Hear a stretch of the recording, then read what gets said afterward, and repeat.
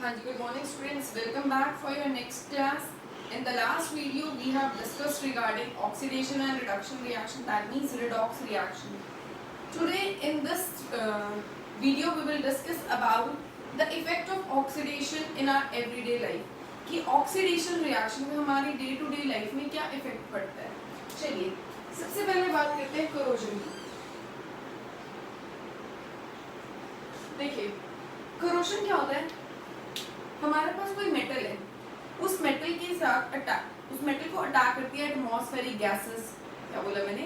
कोई मेटल है, वो एटमॉस्फेरिक गैसेस और मॉइस्चर के कांटेक्ट में आता है और उसके कांटेक्ट में आने से मेटल के ऊपर कोई ऐसी लेयर बन जाती है जो उसको क्या कर रही होती है, डिस्ट्रॉय कर रही होती है. दैट मींस जिसकी वजह से मेटल धीरे धीरे क्या हो जाता है, डिस्ट्रॉय होना शुरू हो जाता है, डिकम्पोज होना शुरू हो जाता है. उसको हम क्या बोलते हैं, करोजन. दैट मींस हम ये बोल सकते हैं it is the process of corrosion. क्या है? it is the process of slow eating up of metals. corrosion is the process of slow eating up of metal due to the attack of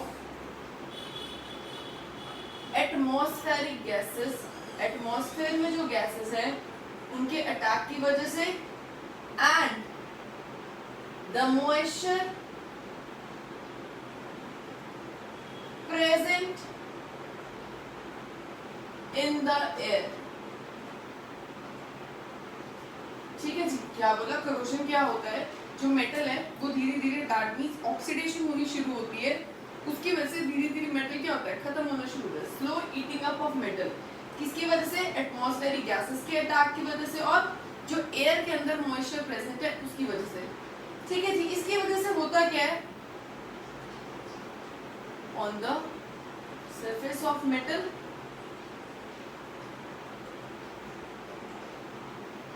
to convert it into sulphides, oxides, carbonates etcetera. क्या बोला? दोबारा सुनो. कोई भी metal अगर वो atmospheric gases या air में जो मॉइस्चर प्रेजेंट है उसके कांटेक्ट में आते हैं तो मेटल का जो सरफेस है, मेटल का सरफेस कन्वर्ट होना शुरू होता है. वो मेटल का सल्फाइड बन सकता है, या तो मेटल का ऑक्साइड बन सकता है, या मेटल का कार्बोनेट बन सकता है. ये लेयर बनने से हो क्या रहा है, एक्चुअली जो आपका मेटल है वो यूज हो रहा है, उसमें से इलेक्ट्रॉन लूज हो जा रहे हैं. तो दैट मींस धीरे धीरे उसका मास क्या होता जाएगा, कम होता जाएगा. मेटल क्या होता जाएगा, डिकम्पोज होता जाएगा. तो this is known as corrosion, the slow eating up of metal. ठीक है जी. एटमॉस्फेरिक गैसेस और मॉइस्चर की वजह से आपका मेटल धीरे धीरे डिकम्पोज हो रहा है, उसको हम क्या बोलते हैं, corrosion. और जब वो डिकम्पोज हो रहा होता है तो मेटल का सरफेस किसमें कन्वर्ट हो सकता है, सल्फाइड्स फॉर्म हो सकते हैं मेटल की, oxides, carbonate and various other substances can be form which result in decomposition of the metal. Further बात करते हैं. देखिए, corrosion का बहुत नॉर्मल सा एग्जांपल है जो हम रूटीन में डे टू डे लाइफ में कहीं ना कहीं देखते भी हैं. First example is rusting of iron. Rusting of iron. देखिए, corrosion और रस्टिंग में कोई डिफरेंस नहीं है. क्या डिफरेंस है? सिर्फ रस्टिंग. रस्टिंग का मतलब भी क्या होता है, corrosion. लेकिन अगर मेटल आयरन, जो हमारे पास यहाँ पे मेटल है कौन सा, आयरन, अगर आयरन की रस्टिंग हो रही है, ये कह लीजिए आयरन की corrosion हो रही है, आयरन ऑक्सीडाइज हो रहा है due to the presence of या due to the attack of atmospheric gases and moisture, उसको हम corrosion ऑफ आयरन बोल के क्या बोलते हैं, रस्टिंग ऑफ आयरन. क्या बोला?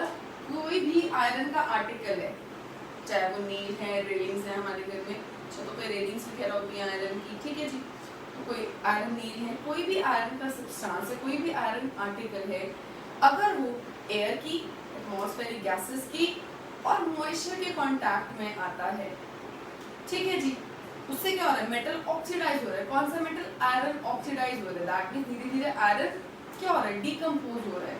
तो एक्चुअली क्या बनती है, Fe2O3 XH2. ये एक हाइड्रेटेड लेयर बन जाती है, हाइड्रेटेड ऑक्साइड बन जाता है. ठीक है जी. दैट मीन जब आयरन की ऑक्सीडेशन होती है तब क्या होता है, आयरन जो है that means metal get converted into its oxide, एक ऑक्साइड में कन्वर्ट हो रहा है। इस हाइड्रेटेड ऑक्साइड को हम क्या बोलते हैं, रस्ट।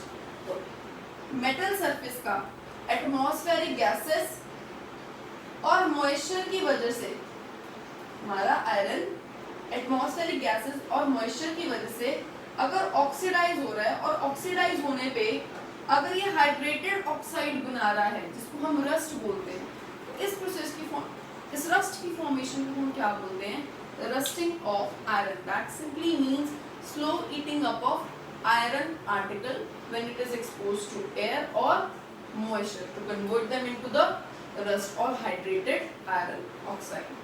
Is it clear? चलिए अब रिएक्शन पढ़ते हैं। देखिए ये तो क्या रस्टिंग ऑफ आयरन। आपसे एग्जाम में ये भी क्वेश्चन पूछा जा सकता है कि रस्ट क्या होता है। देखिए रस्ट का फॉर्मूला होता है Fe2O3.XH2। This is the formula of rust. देखिए इसको हम क्या बोलते हैं, इसके साथ वाटर अटैच्ड है, कोई भी हमारे पास सॉल्ट है, कोई भी ऑक्साइड है, कार्बोनेट है, कुछ भी है, उसके साथ अगर वाटर प्रेजेंट है उसको हम क्या बोलते हैं, water of crystallisation. That you will study even in next chapter. तो किसी भी सॉल्ट में अगर वाटर प्रेजेंट है उसको बोलते हैं हाइड्रेटेड। ठीक है जी, ये क्या है Fe2O3। Fe2O3 फॉर्मूला कैसे बना होगा, ऑक्सीजन की वैलेंसी -2, यहाँ पे आयरन की वैलेंसी क्या होगी +3, तभी तो ये फॉर्मूला बना होगा। अगर आपका आयरन +3 ऑक्सीडेशन स्टेट में है तो आप उसे क्या बोलते हैं, फेरिक। अगर आपका आयरन +3 स्टेट में है, उस पर चार्ज कितना है +3 है, तो उसको क्या बोलते हैं, फेरिक। अगर +2 है तो क्या बोलते हैं, फेरस। तो यहाँ पे आयरन के ऊपर कौन सा चार्ज आ रहा है, +3, तो इसको बोलेंगे हाइड्रेटेड फेरिक ऑक्साइड। क्या बोलेंगे हम इसे, हाइड्रेटेड फेरिक ऑक्साइड। तो आपसे कोई ये पूछ ले कि रस्ट क्या होती है, rust is actually hydrated ferric oxide. Next thing about rust, rust is reddish brown in color। Rust किस कलर की होती है, रेडिश ब्राउन। रस्ट किसको बोलते हैं, जंग बोलते हैं ना, हमारे लोहे के सामान पे जंग लग गई है, दैट इज रस्ट। कैसी होती है, रेडिश ब्राउन सी होती है। ठीक है जी, तो बेसिकली हमें दो चीजें फिलहाल पता लगी रस्ट के बारे में। रस्ट का फॉर्मूला, रस्ट को और क्या बोलते हैं, hydrated ferric oxide. Hydrated ferric oxide क्यों बोलते हैं, क्योंकि इसके साथ वाटर अटैच्ड है। किसी भी सॉल्ट में अगर ये वाटर प्रेजेंट है, इसको हम बोलते हैं water of crystallisation. Water present है साथ में, तो that is known as hydrated salt. इसका नाम क्या है, फेरिक ऑक्साइड। फेरिक क्यों बोला, क्योंकि यहाँ पे आयरन पे कौन सा चार्ज है, +3, that's why we are calling it ferric oxide. Rust का कलर क्या होता है, reddish brown in colour. Rust भी कैसे बन रही है, वही बात देखिए, आपके पास आयरन है, एटमॉस्फेयर में जो ऑक्सीजन प्रेजेंट है, ठीक है जी, और जो एटमॉस्फेयर में वाटर प्रेजेंट है। क्या बोला, ये जो आयरन सरफेस है, एटमॉस्फेयर में जो ऑक्सीजन गैस प्रेजेंट है और एटमॉस्फेयर में जो वाटर प्रेजेंट है, इसके साथ रिएक्ट करके क्या बनाता है, Fe2O3.XH2O। This is rust, hydrated ferric oxide. Balance कर लेते हैं, यहाँ कितने आयरन है, 2, यहाँ कितने ऑक्सीजन है, 3। अब देखिए अगर मैं यहाँ 3/2 लगा दूँ, 2 से 2 कैंसिल हो जाएगा। ठीक है जी, ये एक्चुअली में होता क्या, जो भी चीज़ हम यहाँ लगा रहे होते हैं इससे क्या हो जाती है, मल्टीप्लाई। अब इसके बाद मैंने अगर 3/2 लगा दिया तो यहाँ 2 से 2 कैंसिल हो जाएगा, कितने ऑक्सीजन रहेगा, 3। 2Fe 2Fe, 3 oxygen 3 oxygen. हाँ जी, अगर आप सोचे ना हम सीधे ही ऐसे लिख दें, नो, इस तरह से ऑक्सीजन नेचर में एग्जिस्ट नहीं करता। ऑक्सीजन नेचर में O2 की फॉर्म में एग्जिस्ट करता है, इस वजह से इसे ऐसे लिखा है हमने। Next is H2O। H2O कितने, X। Is it clear? तो ये हमारी क्या बन गई, rust. So this process is known as rusting of iron। इसको हम क्या बोलते हैं, rusting of iron। The process of slow eating up of iron article। The process of slow eating of iron article when it is exposed to atmospheric gases and the moisture present in the air. अगर आपको specifically atmospheric gases में लिखना तो आप simply लिख सकते हैं atmospheric oxygen and the water present in the air to form hydrated ferric oxide or rust that is known as rusting of iron. So this was the first example of corrosion. ठीक है जी, corrosion भी यही है. अगर iron की corrosion हो रही है, आयरन ऑक्सीडाइज हो रहा है, तो उसको हम corrosion की जगह क्या बोलते हैं? rusting of iron we are calling. चलिए नेक्स्ट एग्जाम्पल देखते हैं.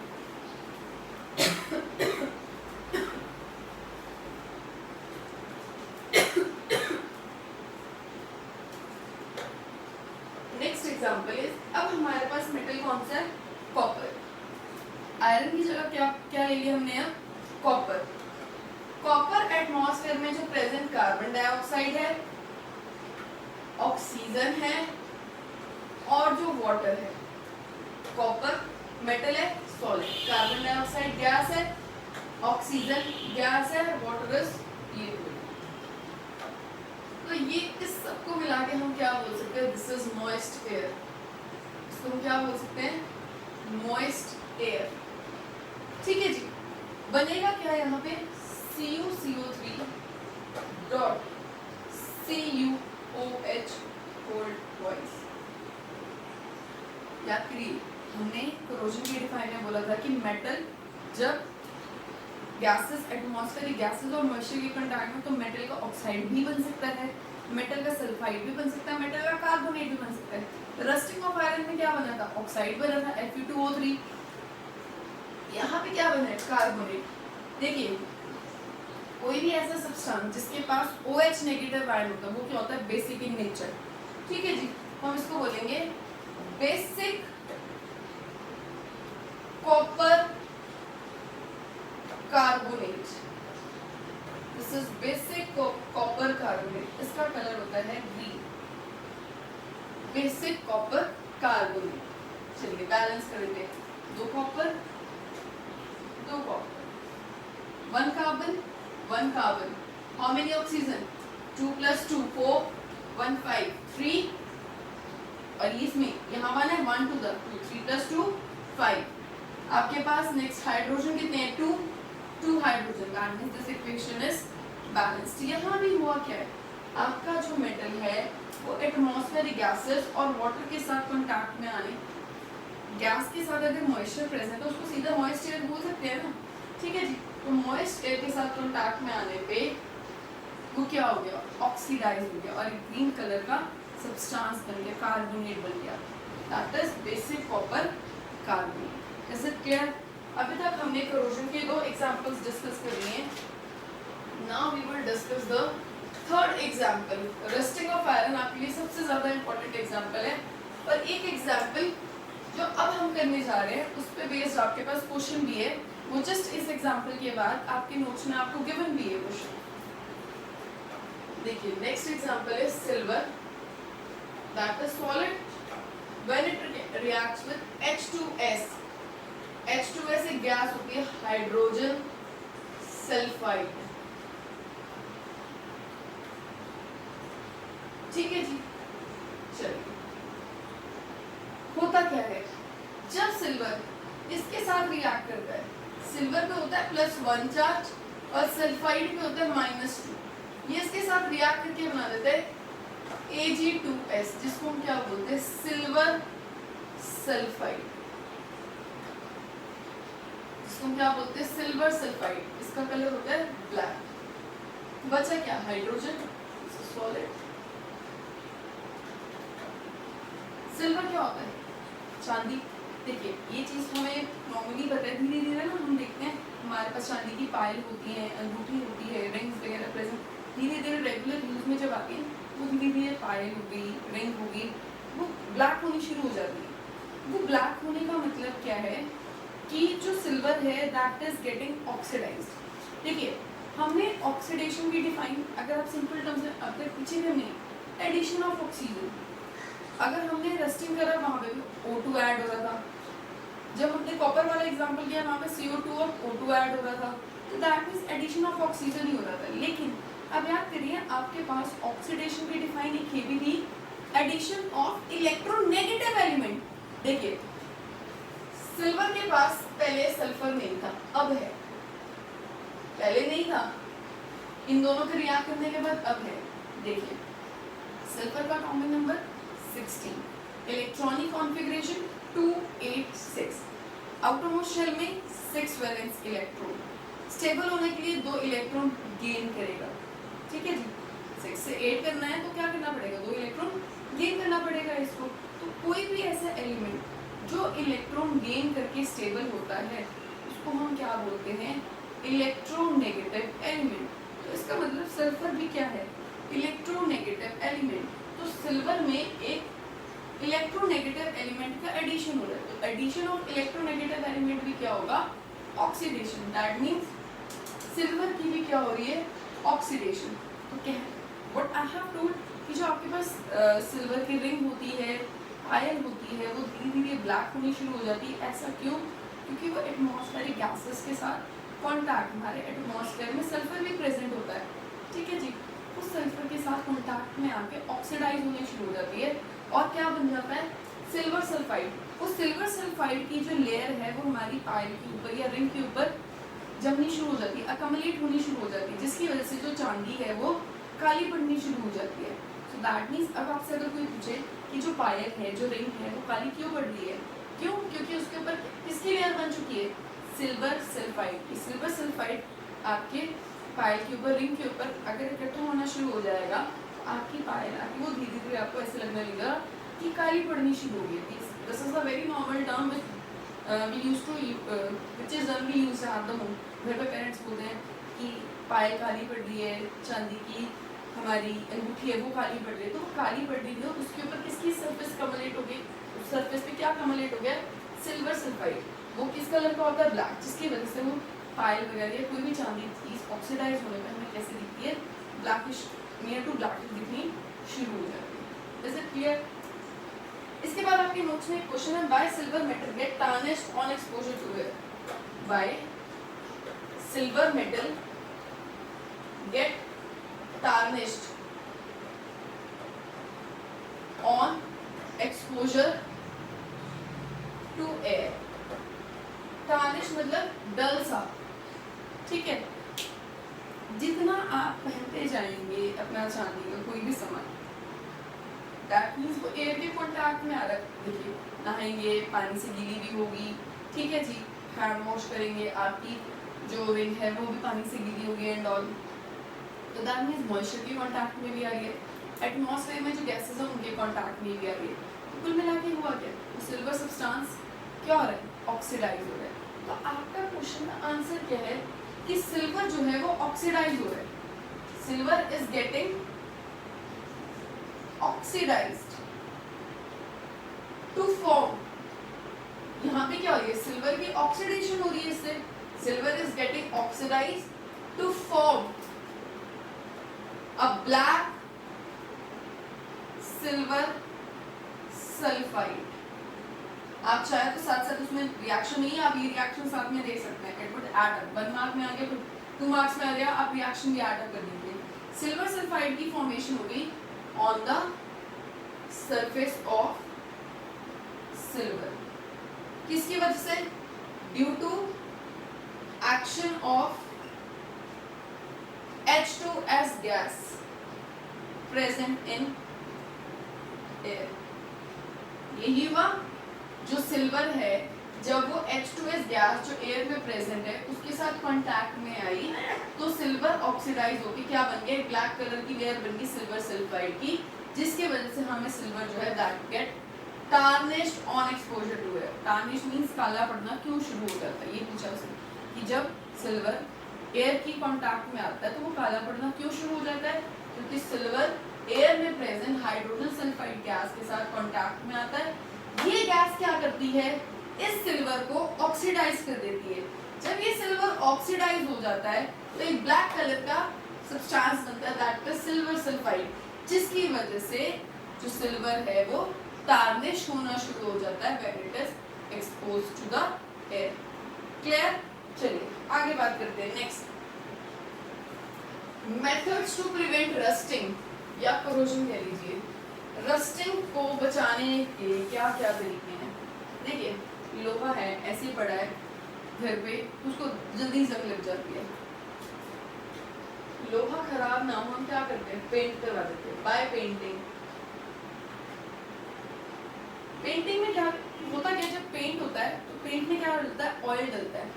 ऑयल क्या काम होता है कि वो एयर को अपने अंदर एंटर नहीं करने देता। ठीक है जी। चलिए, गर्ल्स को सुन के मजा आएगा थोड़ा सा। जब ऑयलिंग वगैरह करते हैं हम अपने हेड पे, अगर हम उसको 1 या 2 दिन वॉश ना करें तो हमारे फेस पे पिंपल्स निकलने शुरू हो जाते हैं। होता है ना ऐसा? दैट इज ऐसा हुआ क्यों? कि जो हमारी स्किन की सरफेस है वो ब्लॉक होगी, एयर अंदर एंटर नहीं कर पा रही। अगर प्रॉपर एयर एंटर करेगी तो हमें कभी भी पिंपल्स नहीं होंगे। हमें पिंपल्स हमेशा कब होते हैं? जब हमारी स्किन को अच्छे से ऑक्सीजन ना मिल रहा हो। तो दैट मीन्स सेम वही चीज़। अब हुआ क्या? अगर फेस पे ऑयल वगैरह आ गया तो वो पोर्स बंद हो गए। अब ऑक्सीजन जो ऑयल होता है वो एयर को अपने अंदर एंटर नहीं करने देता। जब एयर एंटर नहीं कर पाएगी तो स्किन को वो ऑक्सीडाइज नहीं कर पाएगी, तो पिंपल्स तो होंगे ही होंगे। Same is the case with the iron. अब आयरन है, आयरन के ऊपर हम पेंट कर देंगे। पेंट में क्या होता है? ऑयल। वो जो ऑयल है, जो एटमॉस्फेयर में एयर प्रेजेंट है, मॉइस्चर प्रेजेंट है, वो क्या होगा? वो उसको अंदर नहीं आने देगा। अंदर नहीं आएगा तो वो मेटल खराब नहीं होगा। मेटल ऑक्सीडाइज नहीं होगा तो मेटल खराब कैसे होगा? डिकम्पोज नहीं होगा। तो दैट मीन्स पेंटिंग करके हम रस्टिंग को बचा सकते हैं। नेक्स्ट, बाय ग्रीसिंग और ऑयलिंग। ग्रीसिंग या ऑयलिंग करके भी हम जो है रस्टिंग ऑफ आयरन को। साइकिल की चेन्स होती हैं, क्या होता है?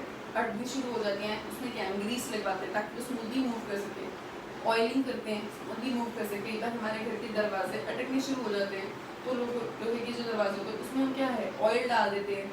ठीक है। सो दैट मीन्स ऑयल से क्या होगा? वो मेटल ऑक्सीडाइज नहीं होगा। ग्रीसिंग करने से वो मेटल ऑक्सीडाइज नहीं होगा। जब ऑक्सीडाइज नहीं होगा तो धीरे धीरे वो मेटल डिकम्पोज भी नहीं होगा। चलिए, it will take time. Next is by galvanisation.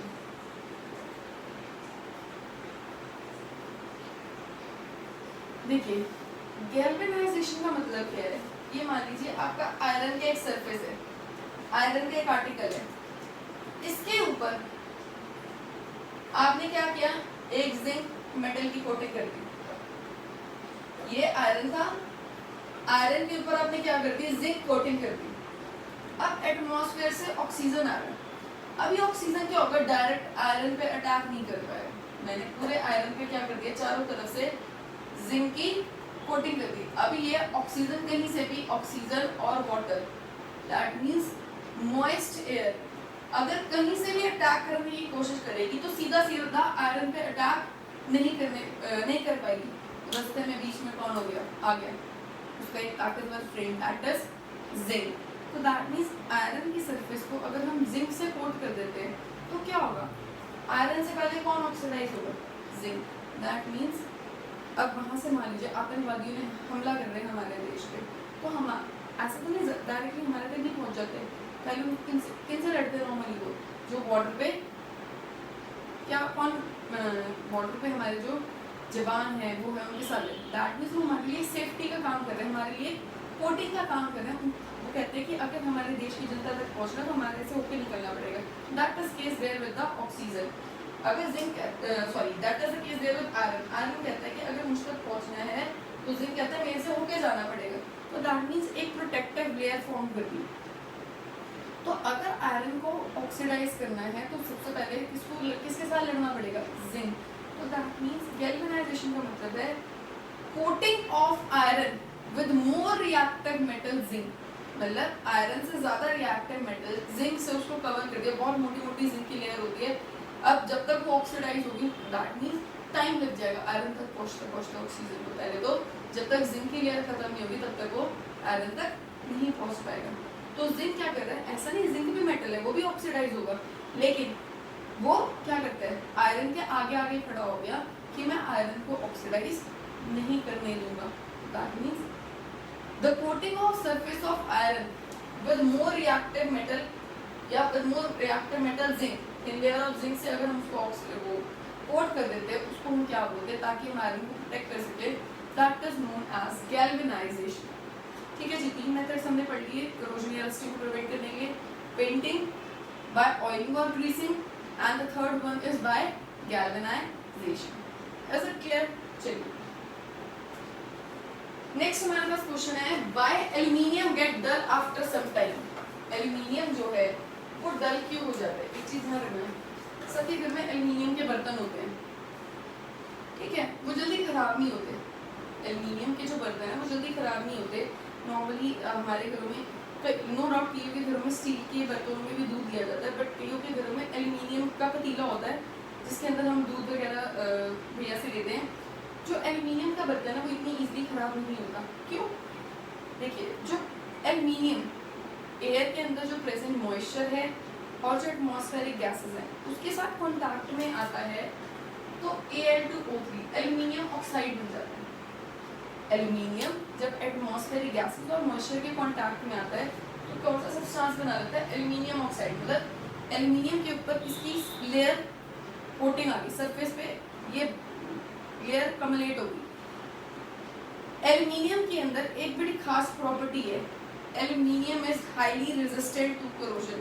मतलब इतनी इजीली करोड नहीं होता, आसानी से ऑक्सीडाइज नहीं होती है। एल्युमिनियम की खास बात है, एक स्पेशल प्रॉपर्टी एल्युमिनियम की, aluminium is highly resistant to corrosion. तो वो इस लेयर की उसकी वजह से तो जो एयर है वो उसकी इतनी आसानी से ऑक्सीडाइज नहीं कर पाते। तो एल्युमिनियम के जो बर्तन है वो इतनी इजीली खराब नहीं होते। जब वो ऑक्सीडाइज नहीं होंगे, बहुत टाइम ले लेगा ऑक्सीडाइज होने पे, तो दैट में वो ज़्यादा लंबे चलेंगे। जो चीज़ जल्दी ऑक्सीडाइज हो रही है वो कम चलेगी। ठीक है जी। So this was regarding corrosion. The next last topic is rancidity. Next हमारा क्या है? रेंसिडिटी। रेंसिडिटी क्या होती है? देखिए, पढ़ा हम वही नहीं है, ऑक्सीडेशन। हमारा जो ऑक्सीडेशन है उसके हमने एक यूज तो पढ़ लिया, करोजन। सेकेंड हम पढ़ने जा रहे हैं एवरीडे लाइफ में, दैट इज रेंसिडिटी। गर्मियों के दिनों में क्या होता है, अगर आप खाना बाहर रख देते तो बहुत जल्दी खराब हो जाता है। ठीक है, होता क्या, खराब क्यों हो जाता है? जो आपका फूड है उसके अंदर क्या एंटर कर जाती है, एयर एंटर कर जाती है। जब एयर उसके अंदर एंटर कर जाती है तो वो खाना क्या हो जाता है? ऑक्सीडाइज। ऑक्सीडाइज होने की वजह से उसमें से बहुत गंदी स्मेल आती है, उसका टेस्ट खराब हो जाता है। That means the oxidation of food material, जो भी आपके पास फूड है, फैटी सब्सटेंस है, ऑयल, क्योंकि सारी चीज़ों में ऑयल्स और फैट्स होते हैं। ठीक है, the oxidation of fats of oils, ठीक है, which results into bad smell and bad taste. जिसकी वजह से बैड स्मेल आती है खाने में से और बैड टेस्ट। उस प्रोसेस को हम क्या बोलते हैं? रेंसिडिटी। अब रेंसिडिटी को कैसे, मतलब खाने को खराब होने से कैसे बचाया जा सकता है? By adding antioxidants. मतलब ऐसी जो कुछ चीजें डाल के, लेटर ऑन पढ़ेंगे हम क्या होते हैं एंटीऑक्सीडेंट्स। जैसे कि मान लीजिए BHA, ये एक एंटीऑक्सीडेंट्स है। आपको इतना डिटेल में नहीं जाना, आपके लिए इतना ही बहुत है कि केमिकल है, दैट इज BHA। एंटी मतलब अगेंस्ट, मतलब ऑक्सीडेशन के अगेंस्ट। ऑक्सीडेशन नहीं होगा, ऐसे कोई चीजें हमने खाने के अंदर डाल देनी जो क्या करना, खाने को ऑक्सीडाइज ना होने दें। देखिए होता क्या है, अगर आप नोटिस करें, मार्केट से जो हमें अचार मिलता है, जो मार्केट से अचार लेके आते हैं पैक्ड, वो जल्दी खराब हो जाता है। जो हमारे घर में मम्मी दादी वगैरह ने बनाया होता है वो अचार बहुत लंबे टाइम 5-5, 7-7 साल भी चलता है, वो खराब नहीं होता। ऐसा क्यों? आप नोटिस करना, दोनों अचार रख के देखना, घर वाले अचार में नॉर्मली जो तेल होता है ना वो ज़्यादा होता है। ठीक है, जो मार्केट में अचार मिलता है उसमें तेल इतना नहीं होता। जो ऑयल होता है वो कैसे काम करता है? प्रिजर्वेटिव। प्रिजर्वेटिव मीन्स खाने को खराब होने से, मैंने भी पहले ही बोला था, ऑयल क्या होता है? एयर को अंदर एंटर नहीं करने देगा। जितना ज़्यादा ऑयल होगा उतनी एयर एंटर नहीं कर पाएगी। जब एयर एंटर नहीं करेगी तो खाना ऑक्सीडाइज नहीं होगा, खाना खराब भी नहीं होगा। तो वही अचार में क्या होता है, घर में नॉर्मली हम जो अचार बनाते हैं उसमें तेल ज़्यादा होता है, तो वो एयर एंटर नहीं कर पाते, इसलिए वो अचार जल्दी खराब नहीं होता।